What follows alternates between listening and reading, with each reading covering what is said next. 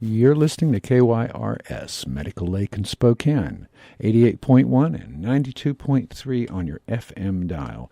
Coming to you now, live, it's Long Waves with Gary Krug.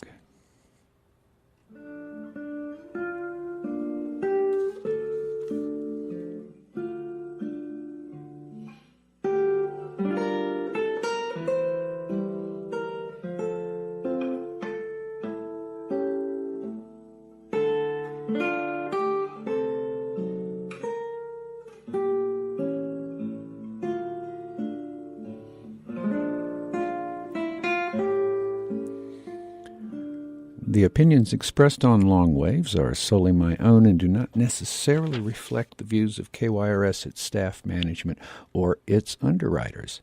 Well, thank you for joining me today.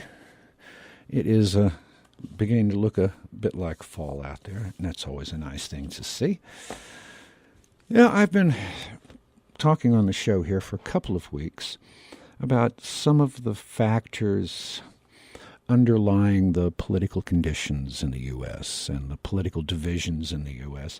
And what I'd like to address today is a little more depth of that. Last week and the week before, I talked about Sheldon Woolen's critiques of the damage caused by the holy trinity of capital and state bureaucracy and progress. But I want to dive a little deeper into that today, and I'll be borrowing a lot from Umberto Eco and Jacques Ellul and John Ralston Saul and Jacques Ellul. I said already, okay. Anyway, so it should be a fun show. I'm certainly hoping so. I noticed just this last week or so that the Oxford English Dictionary has admitted a new word into the English language. And that new word is post-truth. Post-truth. I mean, if Stephen Colbert invented truthiness, that was perhaps one of the more humorous formulations of this idea, truthiness. It just can sound true. It doesn't have to be true. We are past a point in our culture where truth is a thing that has recognizable principles and properties that we all can agree on. And this is important for a variety of reasons. You know, if we look at a lot of the contemporary critics and commentators writing for the major presses, so to speak, and look at what they've been saying about what happened with the national election. Hillary Rodham Clinton losing the election, Trump winning the election. And they've been all over the map with this, but there are a couple of common features and a couple of common fears. Now, one of the common features is that Hillary Rodham Clinton lost because she didn't speak to the great unwashed masses, the angry white people out in the world, and they felt angry, and so they went with Trump, who was promising them something rather different. Okay, well, there's an element of truth to that, and we'll look at it. But it misses, I think, some of the larger points. There's also an element of truth in a larger problem of the language that we use in the social, the language we use to talk about people, the language we use to have an expression of our common understandings of the world. So I want to dive into that a little bit. The other bit is the transformations of culture that are reflected in language and producing this post-truthiness, which changes the way that we speak publicly, anyway, and eventually kind of trickles down to the way we speak privately and what language, in fact, means for us. So let me see if I can dive into this a little bit. In our culture, and in contemporary rhetoric, there's been a lot of the F word being batted around. And by F word, I mean fascism. And a number of commentators have said, well, Trump's a demagogue, and a lot of people are very concerned that fascism is coming to America. Well, newsflash, fascism's been here for a while. Now, when I say fascism, I'm not saying Nazis, right? As Umberto Eco pointed out, Nazi is a pretty limited word in a lot of ways. Yep. Get my papers a little better organized here. As he noted, there was only one Nazism. But, as he says, the fascist game can be played in many forms, and the name of the game does not change. The name of the game does not change. It is, well, fascism, as he notes, is an all-purpose term, because you can eliminate from any given fascist regime some feature or another, and it'll still be recognized as fascism. He's going to go through a number of factors that I'll discuss on what constitutes not fascism per se, but a kind of fascism. Now, if we go right back in history to the person who coined the word fascism, Mussolini, in Italy in the 1920s, he said it should properly be called corporatism because it was the merger of the corporate world with the state. That's important. If the state merges with the corporate, because what it means is the language of the corporate becomes also the language of the state. And corporate language, well, it's, how shall I put it? It's not quite a language. It's kind of a dialect of language. And on this point, John Ralston Saul, in his book, The Unconscious Civilization, made this comment. In a corporatist society, there's no serious need for traditional censorship or burning, although there are regular cases. It is as if our language itself is responsible for our inability to act upon reality. Our language has been separated into two parts. There's public language, enormous, rich, varied, and more or less powerless. Then there is corporatist language, attached to power and action. And he goes on to talk about the three types of corporatist language: rhetoric, propaganda, and dialect. And dialect is here the interesting one. I'll get on to propaganda in a bit, but dialect is the interesting one here. And he says, he's not using the word the way you would describe a regional dialect, So you got Florida English and Mississippi English and all of the other variations of English. So it's not a dialect in that sense. It is rather a specialized verbal mechanism. A specialized verbal mechanism. And only key people can use this dialect. Only people who are inside can use the dialect. So we've got, for instance, the dialect of social science, the dialect of medicine. We could also call these discourses. the dialects of individual corporations. And there are thousands of them. But a couple of them have become predominant. These specialist dialects create a kind of language that only specialists can use, and only specialists can really understand, and it doesn't speak to the needs of the rest of us. So this is a problem, because if you look at the rhetoric of Hillary Rodham Clinton and Donald J. Trump, Clinton promised something very different. Clinton's language was very different from Trump's. And the language of the left in general was all on unity and diversity. And these are immediately, for a lot of people, oppositional terms. They're contradictory. They're very contradictory. So this was one problem with the left. Clinton had plans and visions.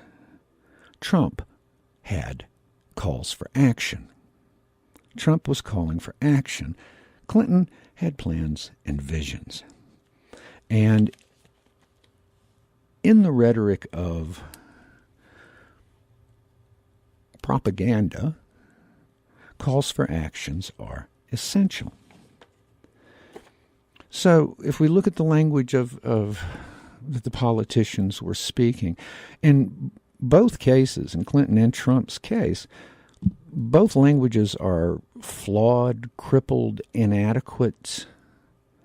Both languages led themselves to mechanisms of control of large numbers of people. So the dialects that Ms. Clinton was invoking were the dialects of egalitarianism. They were the dialects of rationality. They were the dialects of the corporate bankers. And Trump didn't generally speak in these dialects. He spoke much more in a propagandistic way, and I'll explain what I mean. It's really the difference, if there is one, between public relations, right, trying to convince someone of a position or bring them to your position. Well, actually, that would be more rhetoric. It's a difference between rhetoric and propaganda. Clinton used a lot of rhetoric. Trump used a lot of PR.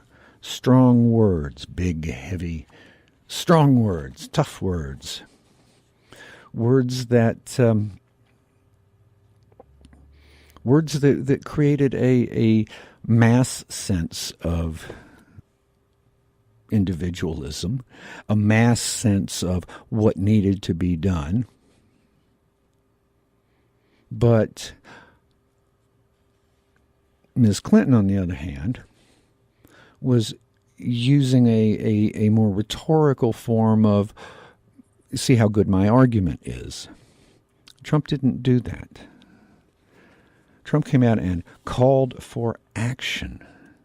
And you could see it in the types of speech they used as well. Trump spoke in such a way that it seemed to be individual to specific people who heard it, but it made them part of a group, a mass. Clinton's campaign and the left in general fail generally to bring people together in that way.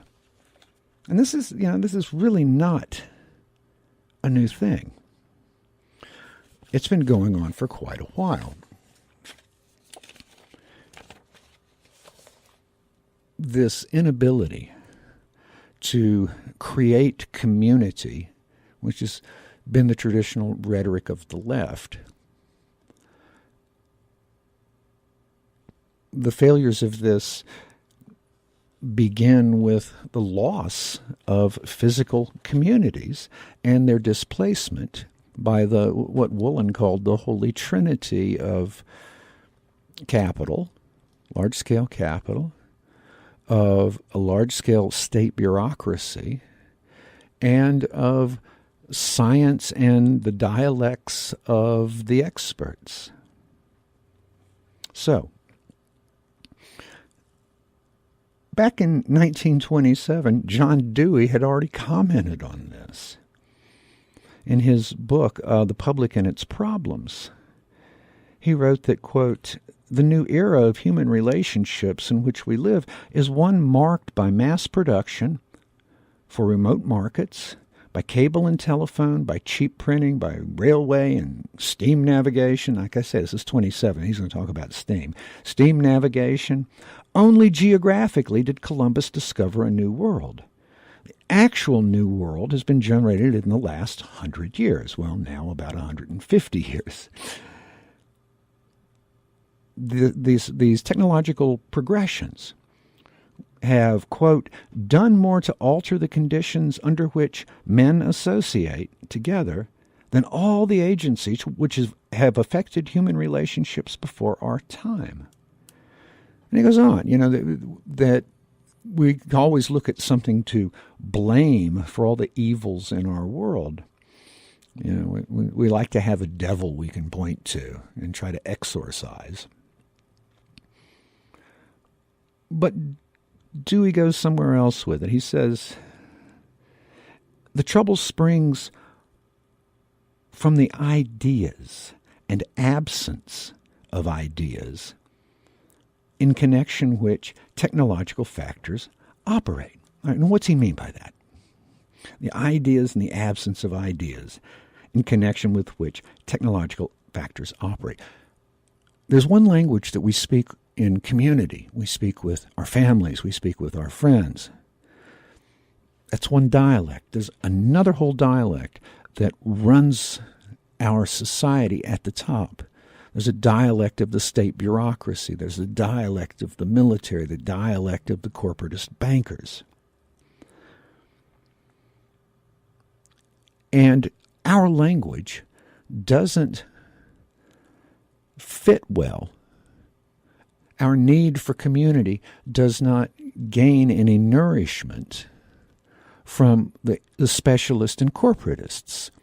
So Ms. Clinton comes out and she's all specialist and corporatist language, and Trump comes out and he's all speaking to the people. And Dewey points out, that if the ideals associated with the higher life of our culture have been impaired, the fault is primarily with them. That is, with the ideals. Ideals and standards formed without regard to the means by which they are to be achieved, and incarnated in flesh, are bound to be thin and wavering. Ideals and standards formed without regard to the means by which they are to be achieved. Right? So, here comes Clinton, talking about, or Obama, talking about these great changes that are going to occur, these wonderful things they're going to bring about.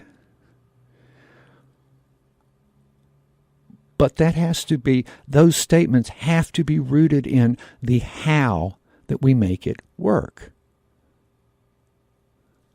Or they lack substance.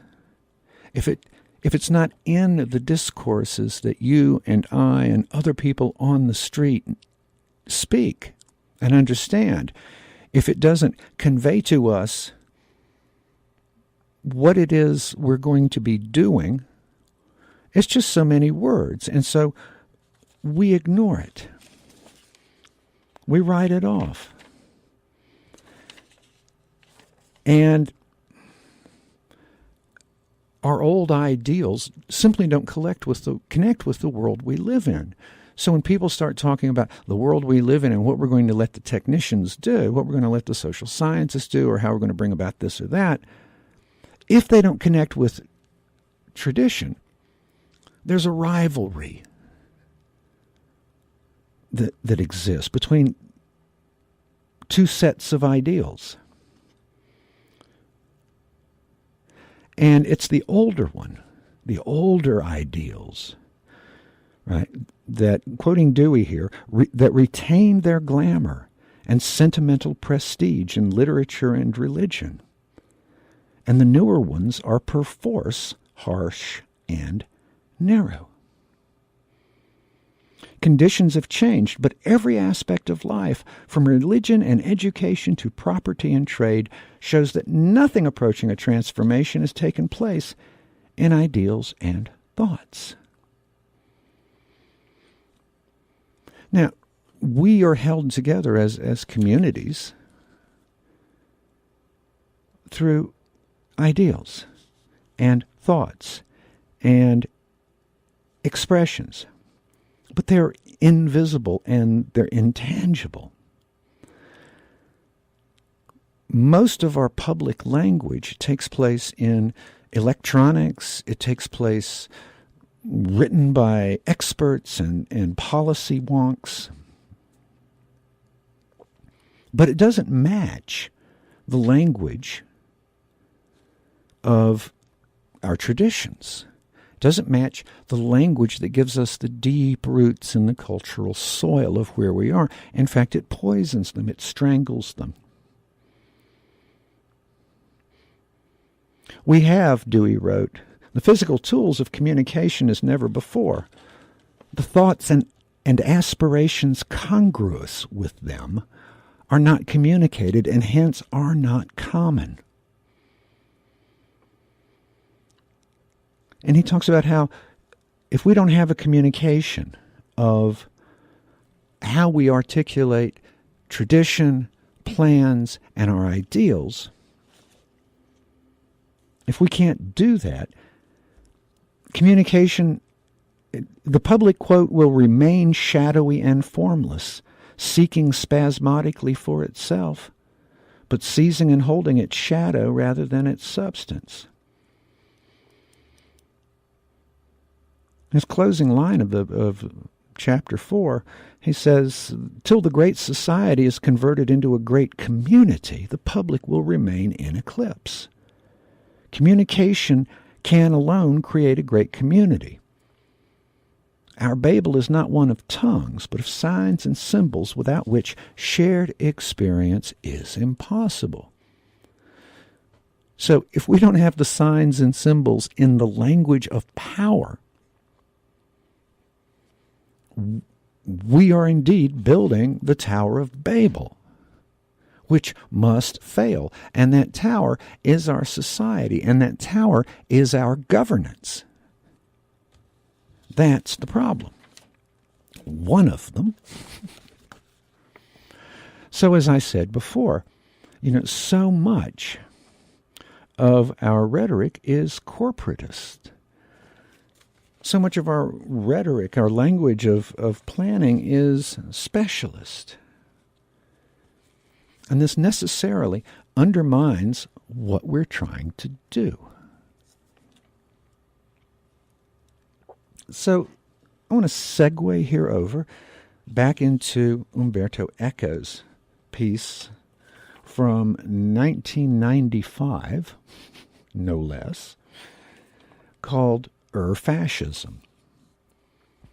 He wants to use the word fascism because fascism means eternal fascism or primal fascism or original fascism. Right? Getting right down to the nuts and bolts of it. So again, you merge corporatism with the state and you have fascism. And it has some characteristics which we're about to go through here. And then I'm going to come back to Hillary and Trump and see if I can tie all of this together. So one of the very first feature that Eco notes is the cult of tradition. This is not true traditionalism. This is not living by the old ways. This is a cult that sanctifies specific parts of the old ways and drops others of them, and so creates a new sort of hybrid traditionalism. I know that's an oxymoron to have a new traditionalism, but it's what happens. It's a mythic traditionalism, and it's syncretistic. It has to combine, different forms of belief and practice, different kinds of truths that may not always fit comfortably together. So there are inevitably paradoxes in our culture. Inevitably. So you can have people talking about the love of Jesus and wars in the name of Jesus at the same time. Now, this worked back in the time of the Crusades, but for very different reasons. It works now because it takes these ideas and expresses them through the forms of the corporatist military state. Through the forms. So paradoxes are everywhere, but somewhere in there, these primordial truths that we all know. I'm starting to sound like Slick Willie, aren't I? Oh, my goodness. The second characteristic of this fascism is that there's a rejection of modernism. Now, you remember modernism or progress or science is one of the three characteristics of the modern state for Woolen.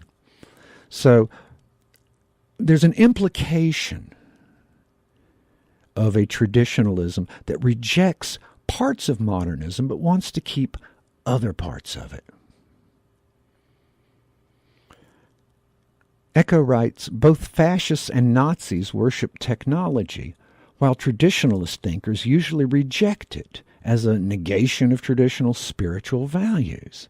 However, through Nazism, though Nazism was proud of its industrial achievements, its praise of modernism was only the surface of an ideology based upon Blut und Boden, blood and earth.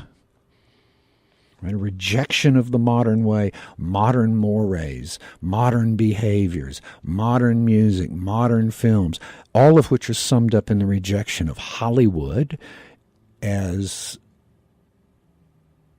Sodom, and the rejection of most of popular culture, a great deal of it anyway, except for, Duck Dynasty and Toddlers and Tiaras, I guess. So on the one hand, it looks like they're rejecting all of these evils, but at the meantime, they worship technology. They love technology. They love armies and planes and all of these things. So there's a kind of irrationality, and because you can't balance these two, you can't make them fit together. So it's kind of irrational to try. But this irrationalism depends on the cult of action. And it's not action rooted in old ideas or old morals or old beliefs. It's action for the sake of action. Just punch somebody. Just yell at somebody. And this is the empowerment that these people who yell at each other feel. Action for action's sake. Forget intellectuals. Intellectuals are awful. College professors are horrible people. Most scientists are untrustworthy, especially the climate scientists. And it brings up that alleged statement by Hermann Goering that whenever I hear the word culture, I reach for my pistol. Eggheads, effete snobs. So there's a lot of bashing of that goes on. And of course, all of this leads to, and I'm following Eco here, all of this leads to a complete lack of analytical criticism. Analyzing things, working out the cause and effect that produced them, and working out what kinds of interventions might help them. We can just do away with all that now, can't we? Because we're going to act. So, no criticism. And the real problem is criticism might lead to criticism of the movement itself. So, it's for this reason that in Urfascism, disagreement is treasonous. And, even worse, it's a sign of diversity. You can't have consensus if you have critique and dialogue. Dialogue is the enemy of fascist thought. It is the enemy of thought and speech in the dialects of power. It's one of the beautiful things about languages of power. Any critique that isn't framed in their language has no weight. They just smile smugly that you don't know how to talk like they do, or you don't know the right things. But Urfascism is all about getting consensus by highlighting people's fear of difference. And so the racism, and so the religious prejudice. As Eco writes, the Urfascism is racist by definition. Right? It's all about creating one group, one mind, one thought, ein Volk, ein Führer. And what feeds all of this? What feeds all of this is a sense of frustration in people's minds and in their lives. Frustration. A frustrated middle class, a frustrated working class. As Eco says, a class suffering from economic crisis or the feelings of political humiliation and frightened by the pressure of lower social groups. Lower social groups. Frighten them. So there's the creation and simultaneous despising of the groups of people, primarily of color, of the poor folk. Even if you are poor, you may not identify as poor. And most people don't want to identify as poor. It is deeply shaming to do that. So very few people associate themselves with what they see as the lower social groups. They just don't do it. So, lacking a clear kind of identity, Urfascism always falls back onto nationalism. Right? You have only one privilege, and that's the privilege of being born in this country, America.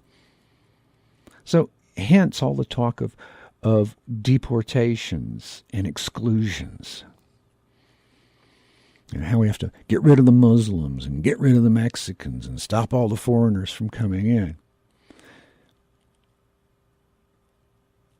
Because the great privilege is the one that you were born here. So, hence all this lunatic talk about, really kind of pretty crazy things like the New World Order. I still hear that kicked around, or Agenda 21. Because that would be the antithesis of this nationalism. So, moving along, followers feel humiliated by wealth and force of their enemies. So they tend to scapegoat Jews, Hollywood elites, not the corporatists, mind you, but the public faces of ostentatious wealth. within the system of fascism, there's not a struggle for life. Life is the struggle. Pacifism is the enemy. Life is permanent warfare, either social warfare or international warfare or internecine warfare, but warfare, fighting, permanent war. No end to it.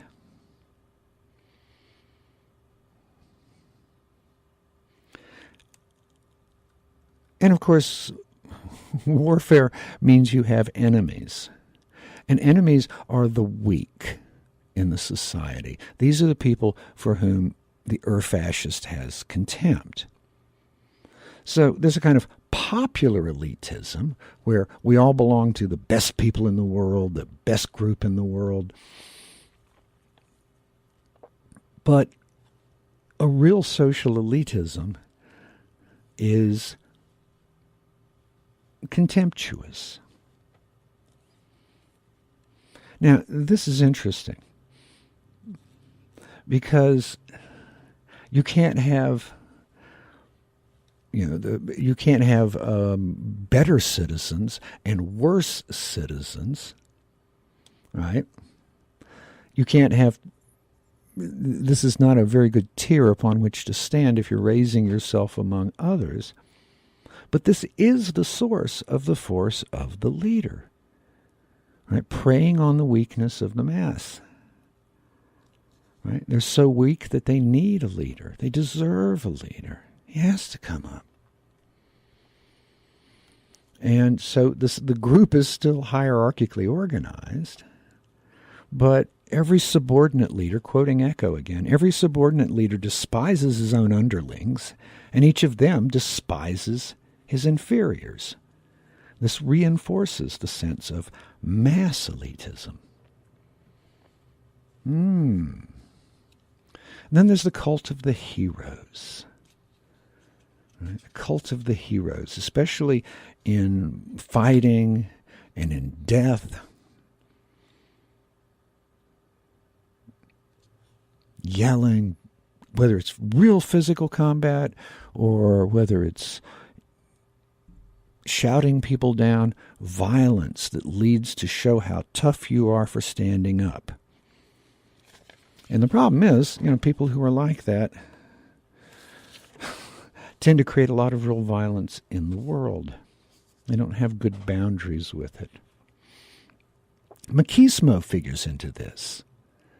Right? There's another one of Eco's points, where the fascist finds it easier to transfer his power to sex, because war and heroism are a real problem. They're hard to do, but you can become macho and misogynistic and traditional. And as Eco writes, this implies both disdain for women and intolerance and condemnation of non-standard sexual habits, from chastity to homosexuality. And in a bit of a swipe, and I'm not sure whom, he writes, since even sex is a difficult game to play, the fascist tends to play with weapons. Doing so becomes an ersatz political practice, an exercise, a phallic exercise, if you will. So it goes. I've got to pause here just for a moment and remind all of you that support for Long Waves comes from Stage Left Theater, 108 West 3rd Avenue in Spokane, featuring, come on, machine, work, featuring the Reindeer Monologues beginning December 9 and continuing through the 11th, directed by Tia Woolley, a dark Christmas comedy. More information at 838-9727 and online at SpokaneStageLeft.org. That's all one word, SpokaneStageLeft.org.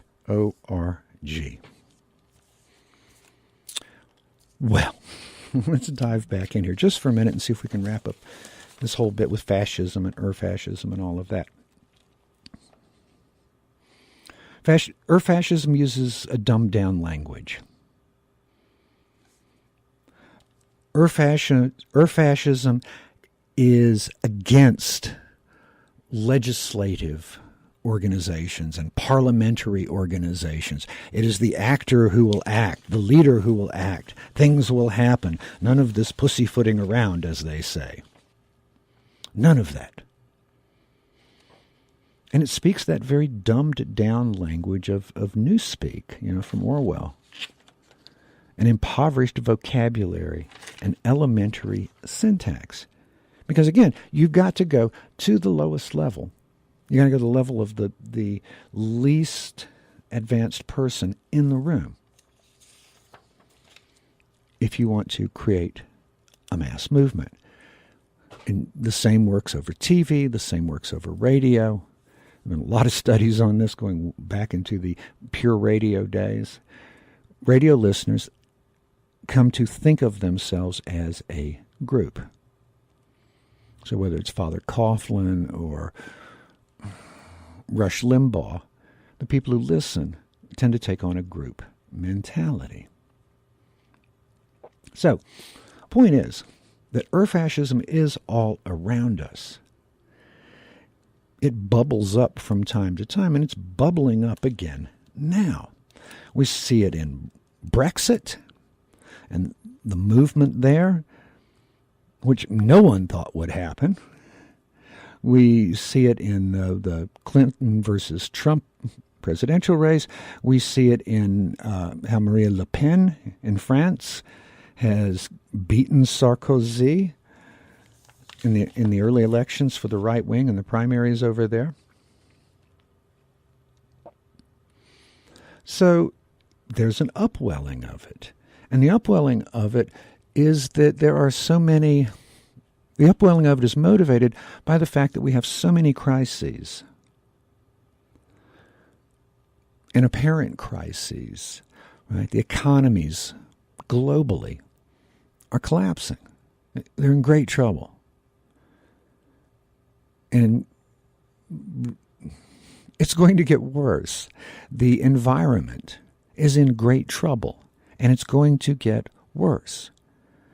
Jobs, unemployment, incarceration, all of these are very real issues for people. And once a crisis is in place, it's very easy to use the language of crisis in a demagogic way to bring in a kind of Ur-fascist mentality. An Ur-fascist language, an Ur-fascist propaganda.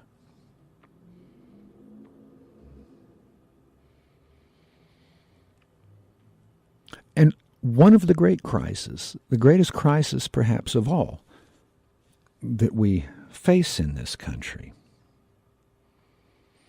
is the absence, the separation of a language of democratic community that has any power in the government or among the corporatists. A language of democratic community. And nothing shows this as plainly as what's going on over in North Dakota with the Dakota Access Pipeline protests. On the one hand, you have a community language with legal standings, and the other, you have corporatist language with a military response. I know it's cops, but it's a militarized police force.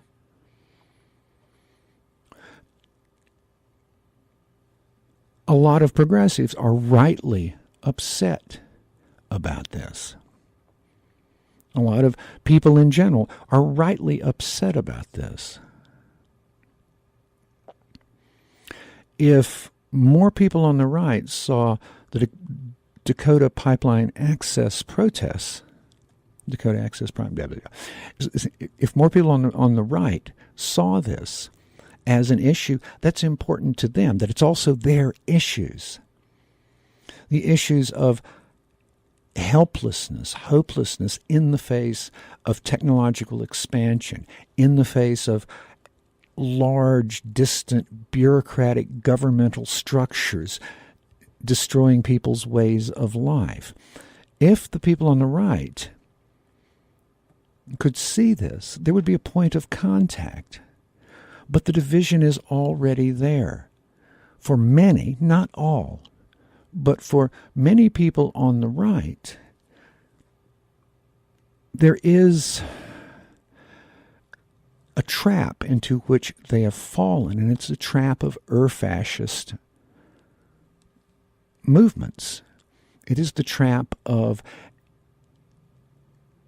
a limited language. If you look at what Trump is promising to do, what he's already backed off of, and what will never happen in a million years,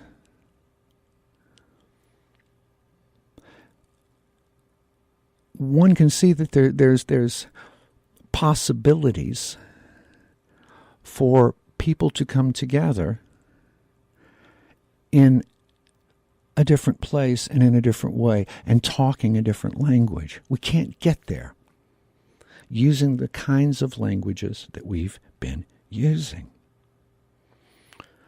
We can't have a quasi-unity as a people, because that results from propaganda. That results from PR. We can't have that. We can't have a separation of the social and personal from... We can't have that dividing us, this separation of the social and personal from government and power. A separation of areas of self-interest, where we have legitimate self-interest, but we also need to have areas of deliberate disinterest.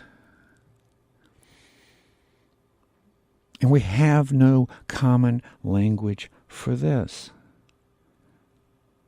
We have a lot of competing voices. We have corporatist dialects. We have rhetoric. We have PR. We have propaganda.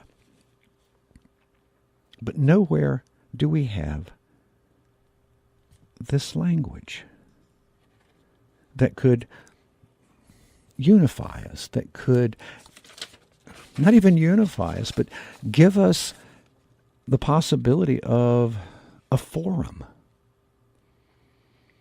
Give us the possibility of an agora where we could come together and talk about our shared interests, about the shared interests of others, about which we should not look at our own self-interest, but we should look at the interests of others as well, as they would for us. But that deal's been broken so many times on all sides that the well is pretty tainted. As Ellul put it in his book on propaganda, he says nowadays people act without thinking, and in turn their thought can no longer be translated into action. Thinking has become a superfluous exercise without reference to reality. It's purely internal, without compelling force, more or less a game. More or less a game. Propaganda seeks to induce action, adherence, participation. But it's not built on a shared language. It's built on manipulation. Propaganda is useless. Quoting Ellul, propaganda is useless, even harmful. In propaganda, it is useless, even harmful, for one to think. Thinking prevents one from acting, and from acting with the required righteousness and simplicity. Action must come directly from the depths of unconsciousness.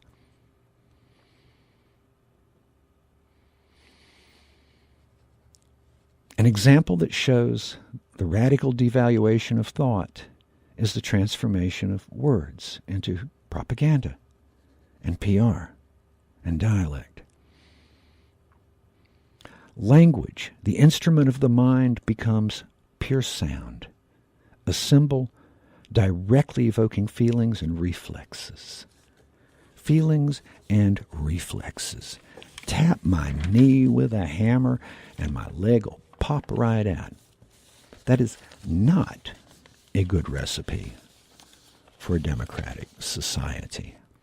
And I, for one, refuse to believe that this problem is unsolvable and that progress toward this is impractical. I think it's absolutely necessary, unless we want to keep building the Tower of Babel. The post-truth Tower of Babel. Well, that concludes today's show. Thank you so much for joining me. You can write me, longwaves at kyrs.org on email. You can follow me on Facebook, Longwaves Radio. I'll get that straight in a minute. Longwaves Radio on Facebook. I love hearing from people. I try to write everyone back who writes and has ideas or thoughts or opinions. So please do. And I'm going to say right here that if you've got a car, truck, or boat and you want to get rid of it, we can help. If you call 855, toll-free 855, KYRS-CAR, KYRS car. Arrange a free pickup. It'll go out of your yard. You'll get a tax deduction you can use next year, next January, and we'll get some pennies to keep on the lights. Thank you again for listening. I'll be back next week with another show. And until next week, you are listening to KYRS, Medical Lake and Spokane, 88.1, 92.3 FM. Stay smart. Think, talk, avoid propaganda. I'll be back. Bye-bye.